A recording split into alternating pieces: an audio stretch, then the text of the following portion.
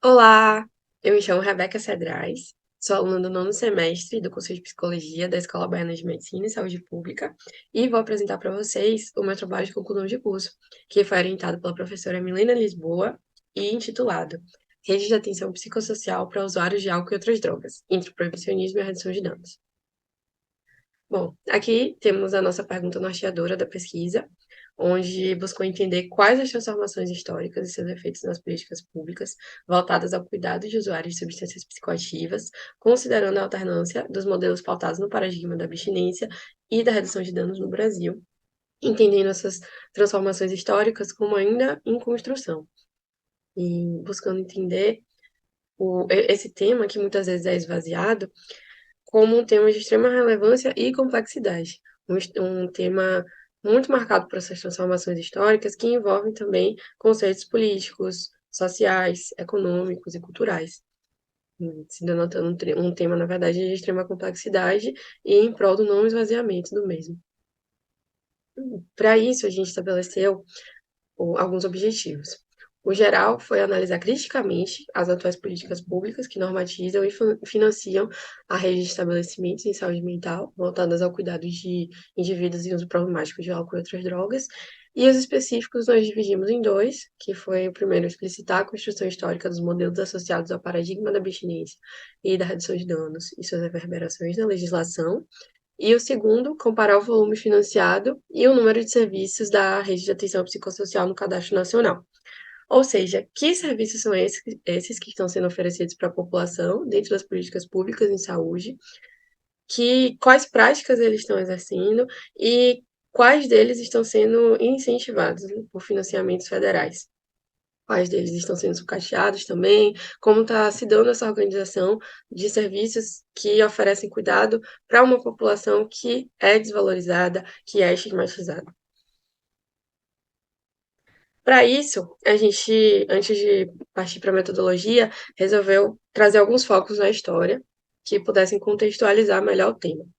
O primeiro foi sobre a história da loucura no Brasil e das instituições asilares, ou seja, como desde os primórdios da colonização do país, os ditos loucos eram considerados também dissidentes, ou seja, pessoas que eram excluídas do convívio social, e a partir disso temos o surgimento dos primeiros manicômios do país, que tinham justamente essa intenção, né, de isolar essas pessoas que eram consideradas pessoas que estavam desorganizando a ordem social, e depois o surgimento dos primeiros modelos hospitalocêntricos, do modelo biomédico, passando até a reforma psiquiátrica, que evidencia-se que ainda está em construção, né? Ainda temos serviços que possuem traços de manicômios, possuem essa linha manicomial de privação de direitos, de institucionalização. Então, foi uma parte importante da pesquisa mostrar que essa reforma psiquiátrica ela ainda precisa estar atuante. Depois, passando sobre as atuais políticas sobre o uso de substâncias psicoativas no Brasil, comparando os paradigmas da abstinência e da redução de danos em disputa, falando justamente sobre a divergência que existe entre dois paradigmas que são executados nos serviços de saúde, mas que não conversam entre si. Eles não necessariamente são contrários, porque a redução de danos, ela não nega a possibilidade de abstinência, mas ela considera a individualidade do paciente enquanto prioridade. Assim, o que o paciente acredita, como ele se sente confortável dentro do tratamento, quais são suas expressões subjetivas, sua história de vida. Considera muito mais a individualidade do paciente do que o paradigma da abstinência, que prioriza essa idealização do não contato com as drogas, da criminalização, e acaba conversando com o proibicionismo. A gente também fala sobre a história do proibicionismo, que é essa intenção de criminalizar e acabar com as drogas que, na verdade, existem desde os primeiros contatos do indivíduo com o meio. Essa relação com as drogas, ela sempre existiu. E o proibicionismo vem com a intenção de extinguir algo que é praticamente impossível e até origina a guerra às drogas, que é uma das guerras maiores que o Brasil já viu, com mais mortes, e em prol de algo que é utópico, né? A extinção do uso de psicoativos. E aí é isso, eles acabam chocando-se entre si e ao mesmo tempo estão disponíveis. Então, é um tema que merece muita atenção para a gente entender se não está sendo aplicado técnicas terapêuticas que não condizem né, com o sentido terapêutico mesmo. Depois a gente cita as atuais redes de atenção em saúde mental voltadas ao cuidado de usuários em dependência de álcool e outras drogas. A gente fala um pouquinho sobre cada rede disponível, mas acaba se focando nas três principais, nas três maiores, que seriam as comunidades terapêuticas versus perdão, os CAPs AD e os consultórios na rua, tendo as comunidades terapêuticas enquanto instituições que seguem essa linha do paradigma da abstinência, do proibicionismo, e que são instituições, em sua grande maioria, ligadas à igreja evangélica, são repudiadas pelo Conselho Federal de Psicologia, porque praticam diversos tratamentos que acabam privando os indivíduos de direitos humanos, acabam desvalorizando suas existências mesmo, e com conceitos muito retrógrados, que seguem essa linha, né, de resquícios manicomiais, higienistas, de institucionalização, enquanto o CAPS-AD e os consultórios na rua seguem a perspectiva da redução de danos, são serviços substitutivos, prezam pelo contato da pessoa, pela preservação da pessoa na sua comunidade, com a sua família, com suas atividades laborais, buscam principalmente preservar a autonomia do paciente, preservar a sua individualidade. Os consultórios na rua são mais específicos para pessoas em situação de rua, mas também trabalham lado a lado com os CAPS-AD. E depois disso também a gente fala da atuação da psicologia e como o Conselho Federal de Psicologia acredita ser a melhor forma de tratar esses indivíduos e orienta mesmo os psicólogos, fala também da clínica ampliada, da humanização dos serviços, e mostra que toda essa ideologia vai de encontro às comunidades terapêuticas, né? É contrário, na verdade. E mesmo assim, a gente observa, isso vai ser um pouquinho mais pra frente que eu vou mostrar para vocês, mas essas comunidades terapêuticas não só existindo, como crescendo, como aumentando, sendo fortalecidas, e isso é um dado bastante chocante, assim, e a pesquisa acabou se centrando no evidenciamento dessas informações. Para estabelecer essa metodologia, eu utilizei da pesquisa documental qualitativa, analisando leis federais, portarias, decretos, todos referentes a políticas públicas de cuidado de saúde mental aos usuários de álcool e outras drogas. Analisei também dados cadastrais dos ministérios do Brasil, mais especificamente o Ministério da Saúde, o Ministério da Cidadania, e usei como lente de contato, né, da pesquisa a abordagem do construcionismo social, porque o construcionismo social, ele, de forma bem resumida, ele não busca necessariamente a verdade das coisas, mas sim como foi o processo que levou até a verdade, como essa verdade foi construída. Agora, um pouquinho dos resultados. A gente construiu uma linha do tempo na legislação, mostrando que a temporalidade, a cronologia não necessariamente significa avanços, mas significa uma ordem.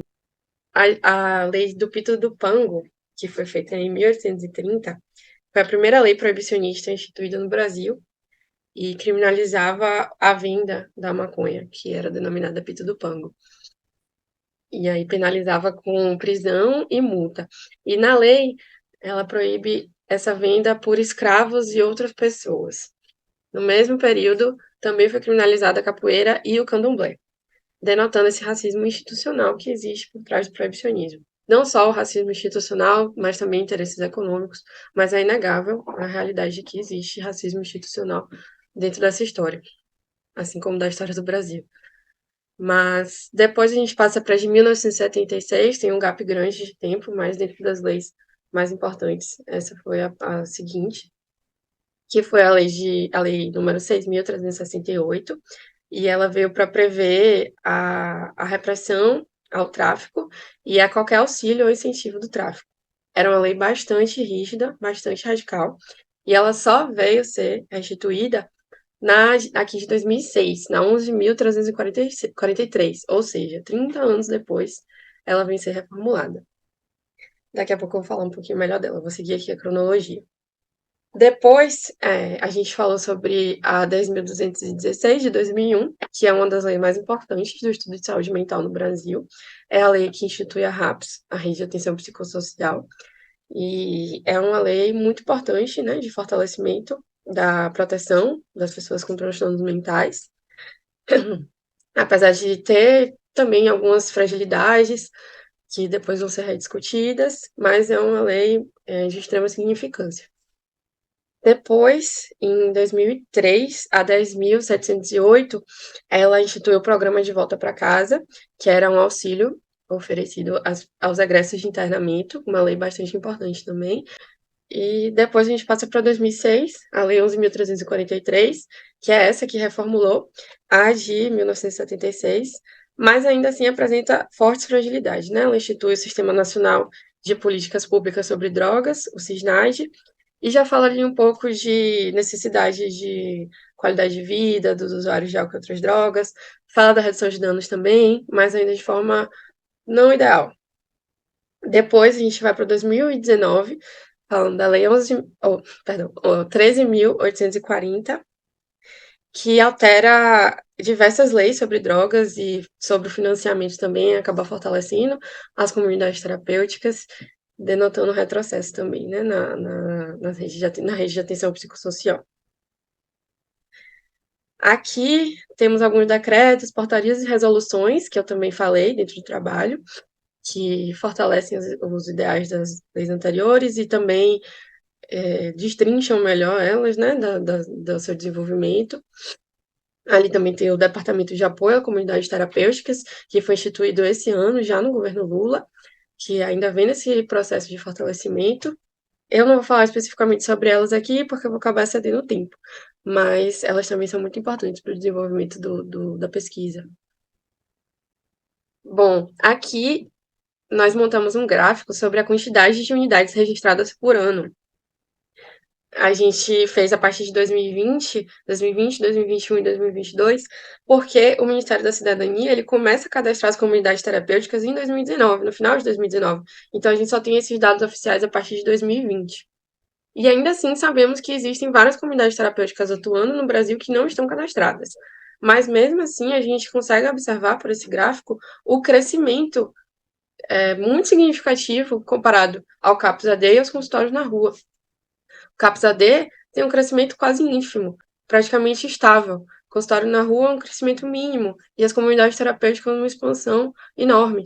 E isso vem também desses fortalecimentos dentro da legislação. É um dado realmente chocante.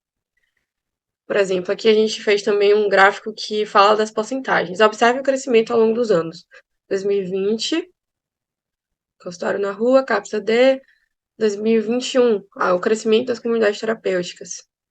Bem maior. E acaba sendo a quantidade maior dos serviços da RAPS. Quase que metade, né, comparado. Sendo que ainda temos essa informação de que várias não estão cadastradas. Que é um dado realmente muito alarmante.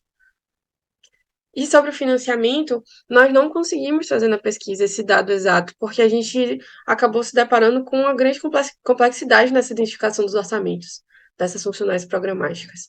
A gente entendeu que para chegar a esses dados, a gente precisaria de uma grande triagem de portarias, os relatórios de gestão também não estavam detalhados. E isso denota a falta de transparência mesmo, né, dos investimentos, dos financiamentos, que talvez tenham também intenções. E é isso, a apresentação. Eu espero que vocês tenham gostado da pesquisa.